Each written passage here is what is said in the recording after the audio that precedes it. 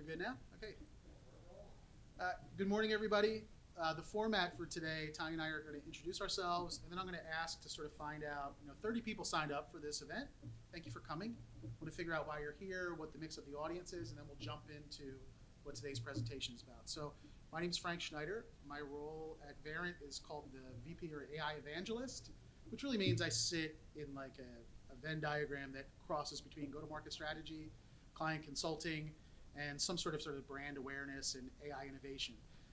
Before that, I was the CEO of a company called Speakeasy AI, so you might have seen me speak at this event in the past as that form of me, and then Verint acquired our company about 2 years ago. Tanya?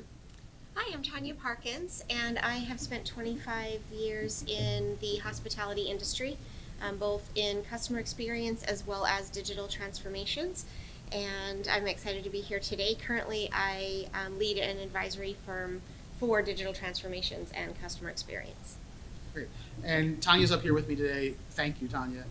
She and I were fortunate enough to work on 2 AI projects together at, can I say the brand? It's okay to say the brand. At Intercontinental Hotels Group, where Tanya used to be a key executive there, and we did it at 2 different companies together. And so really Tanya's the star of the show today in regards to that practitioner expertise in how you build these AI teams. So by way of hands, just in the room, how many folks here are building an AI team right now, in regards to for CX strategy? Okay, a couple. Sort of thinking about it, maybe. How many folks are consultants or sort of influencing the creation of AI strategy teams and customer experience? Anybody? One in the back? Sort of. And then if you're neither of those buckets, anyone want to shout out while you're here? And I want to make sure that if there's something important to you that you wanted to get out of today's session, it comes across. Anyone feel like speaking up? And if not, we're going to roll in. Okay, platform team for a company? Do you mind saying? Verizon. Oh, with Verizon. Okay, great. We already worked together. Gotcha. Yeah, great. Are you working with the folks in South Carolina that do a lot of the AI stuff too, or a different group? I work across the entire. Gotcha. Cool. Thanks so much for coming and sharing that. So today what we're hoping to do is discuss, why now is probably silly, right? But this is a presentation I give a couple different places. Why folks are considering creating these AI strategy teams, specifically in light of customer experience engagements. What does the cross-functional team template? I'm going to probably gloss over the platform considerations type part. And we're going to talk about outside consultant considerations, and Booz Allen is following us up, and keys to success. So hype is real. Here's the prerequisite. All the analysts are saying to do this slide. What I find interesting for me is that, unlike when Watson went on Jeopardy, the hype here is a little bit more meaningful this time, and it's hitting the board. The board directors are asking, how do we become an AI-first organization? And it's trickling down to sort of every employee in the organization. So back when people were saying mobile first or digital transformation, now it's an AI-first organization. So feel free to take a picture of that and steal any of those that you might need for your own presentations. So platform, I'm going to go quick. I think what's most important in regards to platform considerations, the technology in place to help you build out this team that we're going to describe to you today, is that your platform is open and extensible and allows you to BYO, bring your own, whether it be LLM, whether it be, if you're thinking in that traditional contact center environment, agent desktop, IVR, legacy chatbots. You need to be able to orchestrate and stitch together different elements and then have a hub and a place where AI can infuse throughout and your team can get things done relative to use cases on your roadmap. Tanya, anything you'd like to add here? I don't want to monopolize. No, yes, that's super important because so many of us are in these large organizations with legacy systems, and so you're not in a position to be able to be starting from scratch. And so to be able to plug and play with a technology like this is super important. And then the other thing, just talking a little bit about training and being trained on some of the relevant data. We'll talk a little later too about how you can use existing team members with the right subject matter expertise to help in this area as well. And also, when you think about training, think about also identifying where, not only in that initial training of the data, but where is it falling down? Making sure that you have that feedback loop either directly from the customer or from some of your QAs or whatever subject matter expertise you have within the team to help you with this. it's also a good way to get others engaged. So what we are noticing, both in our experience and continuing on sort of with folks investing more deeply in generative AI and customer engagement solutions, is that three swim lanes are kind of coming together. There's the folks who led digital transformation projects. Maybe they sat in the room with Accenture and built out the new mobile app functionality, sort of imagined how Contact Us was going to be when people came to digital assets. Those folks are involved. Call center experts, people who are used to all of the conversations that go on in a contact center when those digital elements break down and when things go wrong. What do those conversations look like and what do those use cases look like? And then technologists are back in the mix in ways that they weren't. Sort of, there's been a pendulum swing back and forth where, if you remember, let's say, go backwards to like 2016, and the question with AI initiatives were to build or buy, right? We're going to build our own thing, or are we going to buy something that's commercially available? And eventually it became okay, we're going to get some kind of low-code interface to allow business folks in the digital transformation side to work on a chatbot deployment, for example. Technologists sort of went to the background and then went into data governance and went into model tuning, and now they're back in the forefront again because AI governance is in place. So we all want to use this new Gen AI solution, but it's weapons grade uranium or plutonium that we have to be careful with in regards to hallucinations or whatever it's going to go sort of off the rails. So the technologists are back in the mix. So this cross-disciplinary team is now a requirement again in ways before. Yeah, absolutely. And what I always joke about is that what the angst that we're noticing in clients we consult with is FOMO over FOMO, right? It's no longer, hey, I don't have the latest and greatest thing because all this technology is touchable and we're working with it in our everyday life, but it's really a fear of messing up. It's not a fear of innovation. It's, I'm going to stub my toe and really create a problem for my organization. Is anybody here running into that situation where you're ready, but yeah, you have so many people who are either very risk averse or afraid of what might happen? We definitely see that a lot. And one of the ways I've been able to overcome this is to just really take some initial, very small, low-risk steps, and then be able to deploy in a very agile manner. So just to give a tactical example in the hotel business, one of the things that people really want is information about a hotel. I wanted to know if there was a shuttle from the airport to get to my hotel when I landed here in this city. And so that's a really easy AI use case that, not a whole lot can go wrong. Can wrong information be given? Yeah, but the agents might give that information wrong. The website might give that information wrong. It's all where your data is stored. And so it's just those types of scenarios where you can really lower that risk might help you dip your toe into the water and then just always come back to that advisory board that you might have or that project team that you might have. You probably have legal, security involved in that, and show them, here's what we did, here's what's next, and just let them kind of vet that out so that they don't feel like the train's running away without them. And that's really helped a lot in the scenarios that I've been engaged in. So part of the reason for the FOMO is, and maybe some of this rings true for some people in the audience, is that, what Verint calls the engagement capacity gap, the idea that your call center agents are not being retained at the appropriate level. Your digital transformation projects have maybe not sort of reached a point where we're sort of, it's still a verb, we're still digitally transforming, but we haven't gotten to a state where those tools are working as they should. And so these extreme challenges to keep people, employed, to keep the tools working, people also have rising expectations in regards to customer experience being always on. So this scar tissue is creating some of that FOMO. Contact center tech debt. Tanya mentioned sort of legacy investments that you might have, and I'm checking my time and trying to go more quickly. CCaaS consolidation efforts that not have gone as planned, and then this hype around the ChatGPT, generative AI, LLM ecosystem, and how we're going to get some wins from that. How are practitioners going to be able to leverage this new fuel in ways that show you, hey, this use case actually went into production and achieved an outcome that we were looking for? So here's sort of where we wanted to get to. So your AI and CX team template, and this is the Cliff Notes version. This is a template of, I'll go back and forth real quick, 7 folks who we think are part of a holistic team that crosses those 3 swim lanes that can help you get things done. So number 1 is the AI product leader. That person, we believe, should have should be an organized leader, right, that can do all kinds of great, whether it's waterfall project management or some kind of agile sprints, but they have sort of wide knowledge but shallow depth in regards to all of the assets that you have in your organization and how they might stitch together. And that person has sort of project management skills. Does it have to be a PM? Doesn't have to be. But we feel like the DNA in regards to that organization is essential. Tanya, do you want to speak on that role? No, that's exactly right. Someone who can really be across everything. Yeah.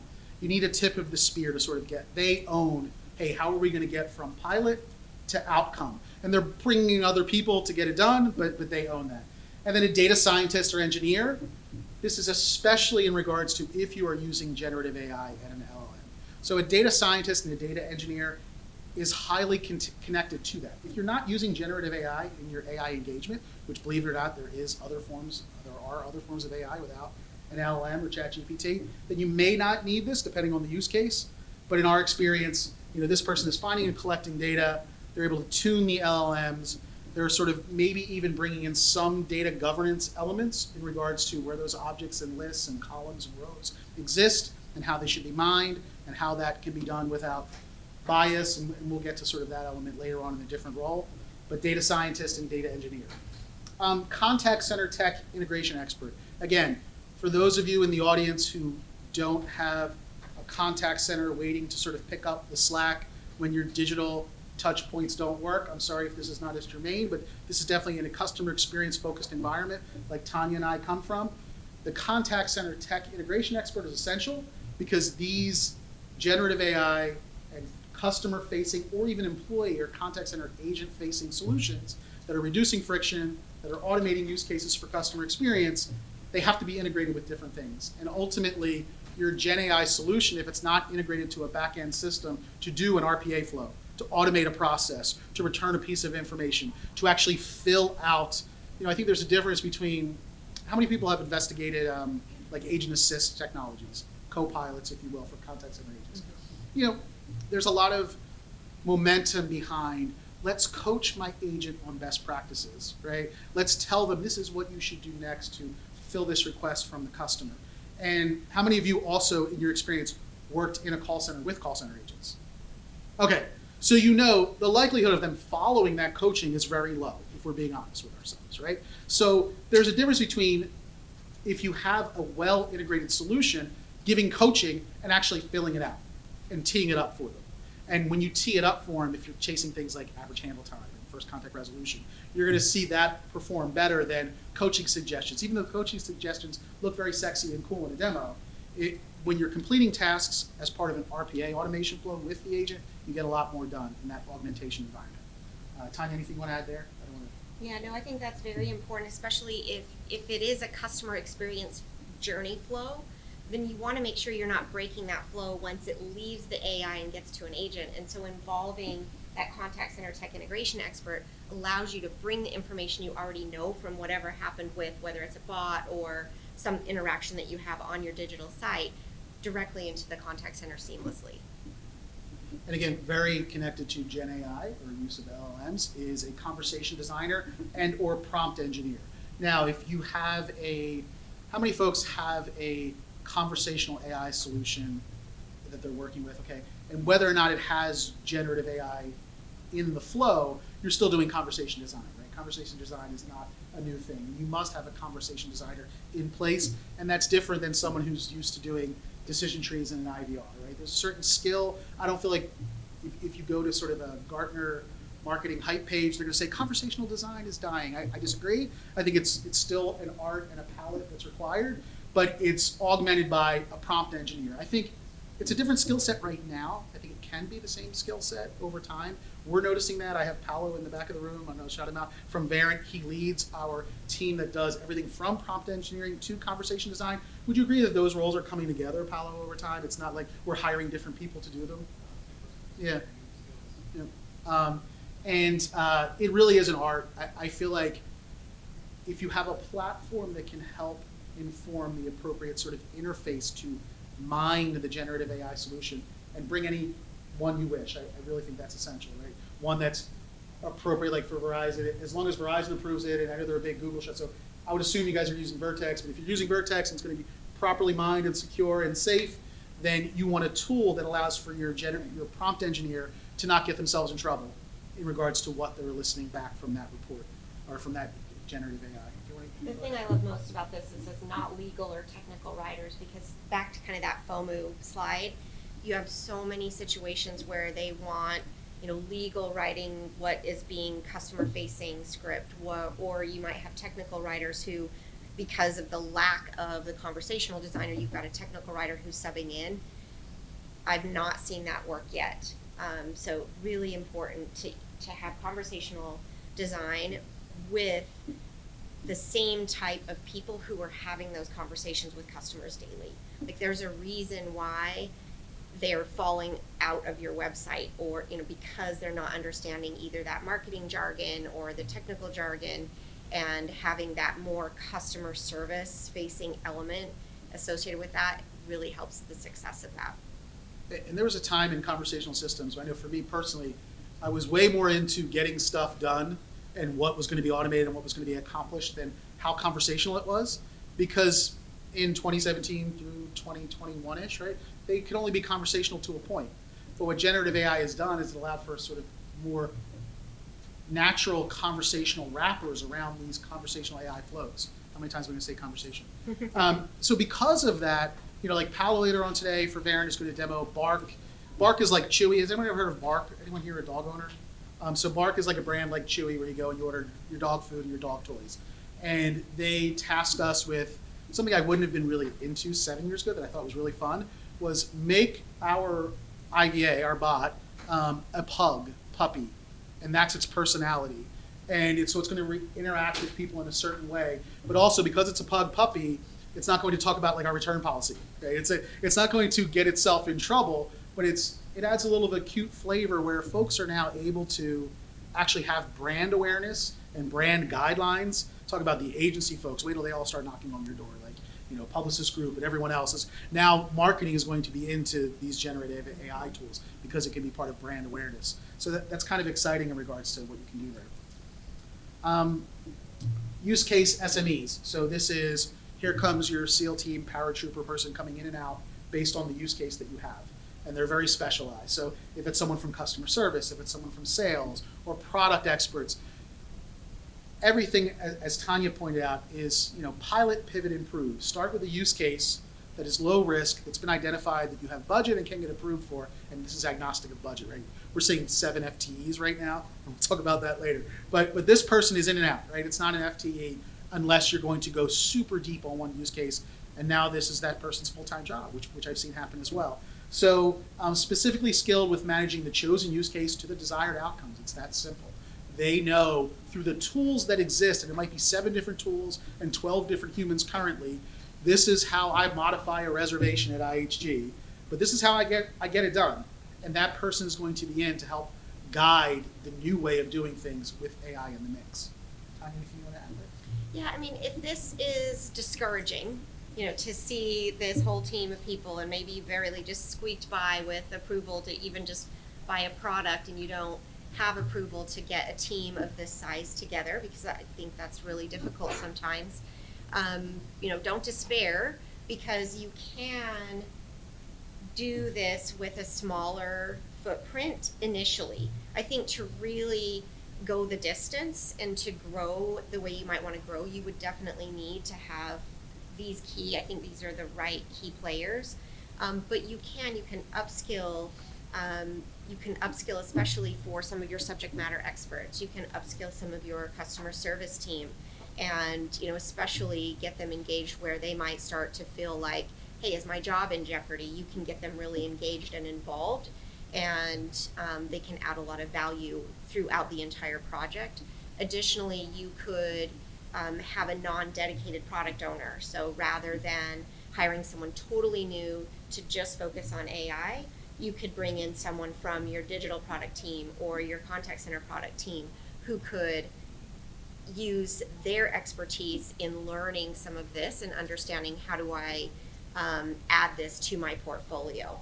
And you can start from there and then build in some of these layers of positions as you start to prove the value.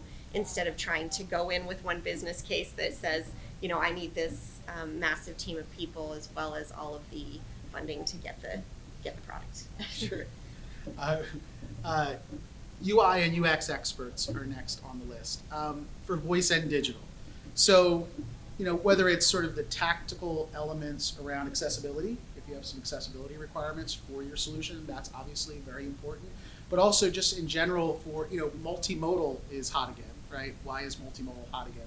Because now the technology has advanced to the point that we can get deep on use cases, and while we're on the phone talking to a voice AI solution about a Holiday Inn in downtown Philadelphia, someone can send me a picture of the pool. The picture obviously is going to render better in a text message. And then maybe we might move the conversation there and continue on, or not. Both things might be engaged at the same time, depending on the way the use case is set up. So making sure that, you know, there's harmony, melody, the look and feel, everything is not just accessible, but smooth and intuitive is very important again. So again, I don't think this person needs to be in there from soup to nuts, from start to finish, but at some point, you know, early in the process, then at some point in the middle of the process, and then some point at the end for some kind of UAT testing, you want to make sure that a UI, UX expert is making sure that, hey, this makes sense in regards to the way it looks and feels, or sounds.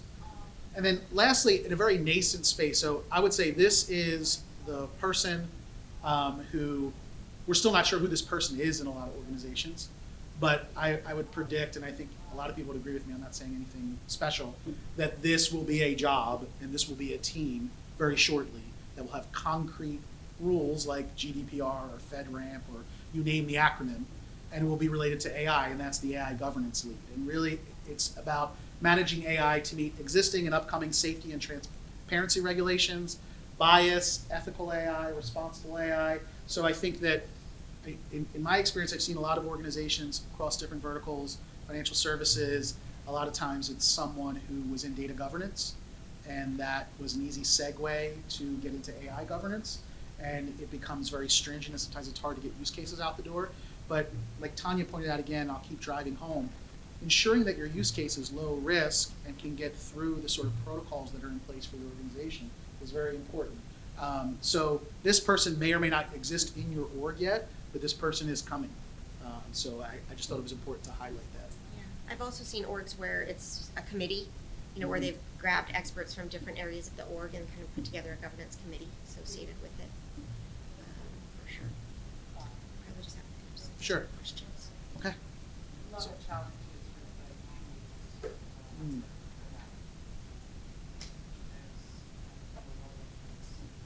on the agent side, you know, having what calls to be recorded and Yeah. transcribed, and that's a challenge. I mean, we're gonna, we see challenges. Spot on. Yeah. And that's what we're living with now, because we're trying to bring this technology on the agent side, and one of the pullbacks that we're seeing from leadership is like, oh, I have to bring this to the Yeah. and it's like, okay, I'll talk to you in 6 months. Yeah, that's Yeah. so frustrating. I think that, I mean, that will always be a unique challenge, but there are ways to get kind of agent buy-in because it's kind of exciting to be a part of a project Yeah, like this, it and so, depends. yeah, the agents can kind of help move it along, yeah. Yeah. For sure. So true. Yeah, that governance AI could come to help alleviate that pushback. Yeah, it's a good call out. I wonder if for the union, is the union in the weeds enough that they know the agent's KPIs and how they get bonused and how they get promoted and things like that? Yeah. And if they are, then tying, you know, oftentimes what it seems like tie the tools to those KPIs, right? So if the Yeah. tool's going to help them hit those metrics, then hopefully it kind of massages it a little bit. Performance and my performance Yeah. based on these sort of Yeah. items and things like that. Like the use case I know people are beating to death is like the after call work, right? Like how do I write a quick summary and put that into the CRM or what have you? And so if that, you know, disposition time gets reduced to practically nil, it's going to help all their metrics. Exactly. There's, like that's, we're just. It's easier gonna have said to than work done. with them, Yeah. with them preaching to the choir here, right? Yeah, right. Cool. I mean, hey, at some point AI is going to do union negotiation, right? Well, we'll send the AI after them. So more questions. This slide I don't need to read through. It's just essentially the point is you don't need to have all 7. Sometimes number 3 and 4 are the same person, right? So the point of today's presentation was like, here's the raw materials that we found has helped us create these teams, and also where we think it's heading and what we're seeing. But yeah, some roles might not even be needed, and some roles might be optimized by outside consultants. And then, you know, why or what about them when to bring in Deloitte, Ernst & Young, Accenture, or whoever's knocking at your door, because there's no shortage of them.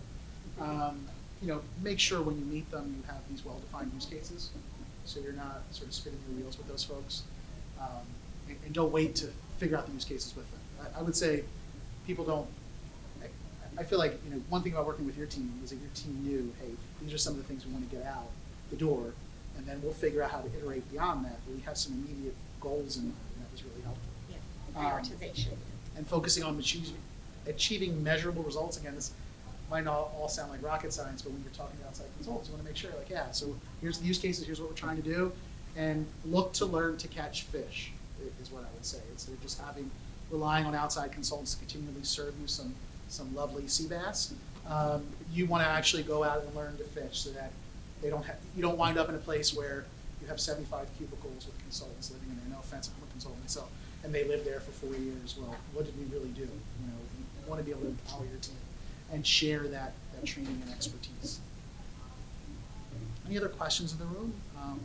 Because I know that we have to hand over. So no other questions? Awesome. Well, you can find us both through the app. Hope to see you in the hallways. And thank you so much for the time and coming. We really appreciate it. So thanks for the engagement that we had. Thank you.